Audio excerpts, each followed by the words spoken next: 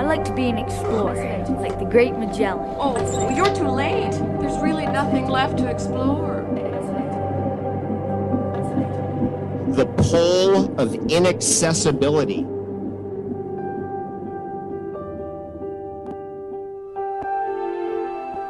Don't be afraid.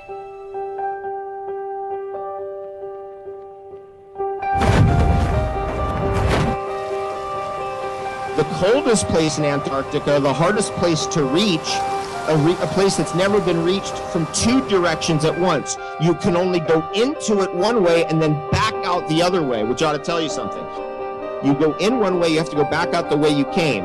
It's called the pole of inaccessibility. In the South Pole, it's the coldest place on Earth, the most difficult place on Earth to reach. 360 is a whole turnaround, but we have 365 days. When you start putting the sun's motion, the moon's motion, and the star's motion together, it's irrational.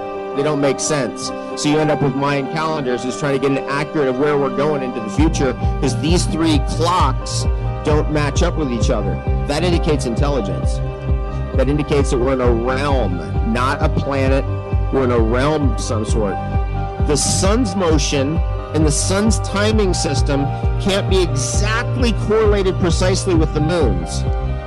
Indicate the heavens move, Earth doesn't move. As far as I'm concerned, my study of this, heliocentric model is a nightmare, complete garbage. Think about that.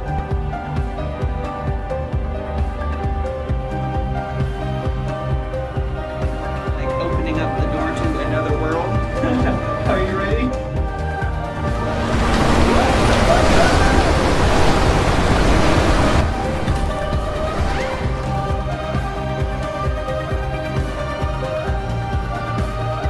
We suggest a ban on all marine. Why anything at all? Like the sponge at the bottom of the world.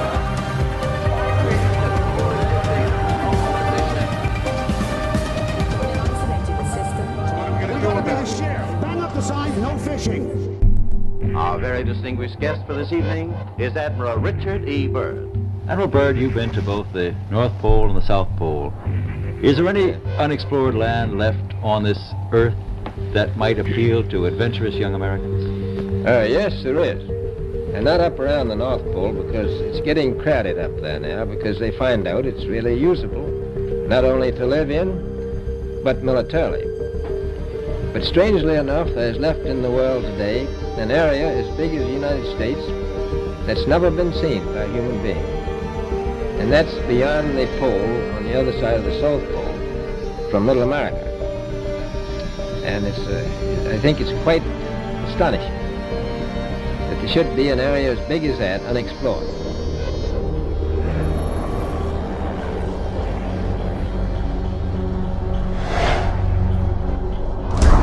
It is the most isolated landmass on the planet.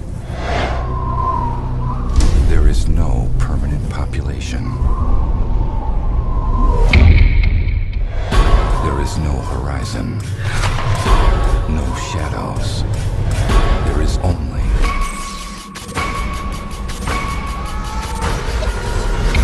white. Nature never intended for you to survive here. You want answers! I want the truth! You can't handle the truth! Son, we live in a world that has walls, and those walls have to be guarded by men with guns. Who's gonna do it? You? In the currently most accepted model, Antarctica is not a continent, but a 360-degree landmass made up of ice that holds the oceans within. The Gleason's map is basically an azimuthal equidistant projection, which can be traced back to the year 1000.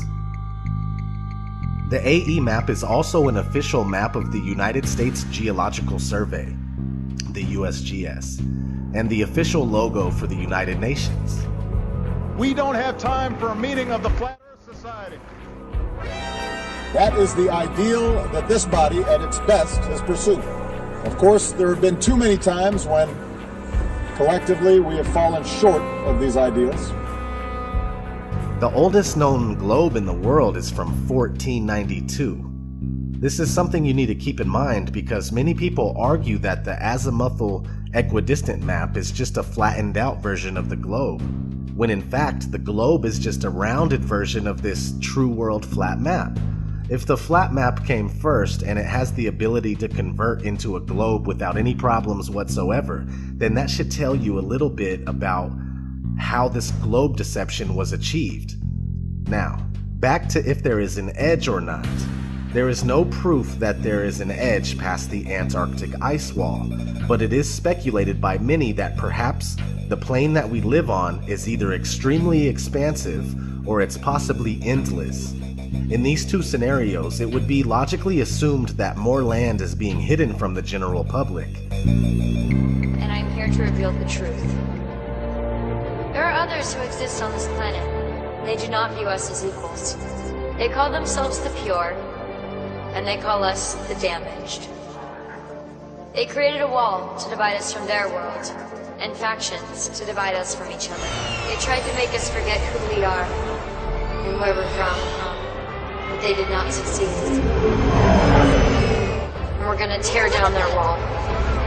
For those who control the levers of power in Washington, and for the global special interest, the political establishment that is trying to stop us is the same group responsible for our disaster. It's a global power structure that is responsible for the economic decisions that have robbed our working class, stripped our country of its wealth, and put that money into the pockets of a handful of large corporations and political entities.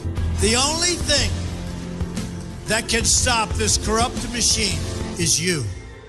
We believe there will be those among you who will transcend these factions. These will be the divergent. They are the true purpose of this experiment. They are vital to humanity's survival. If you're watching us now, then at least one of you is proof that our experiment has succeeded. The time has come for you to emerge from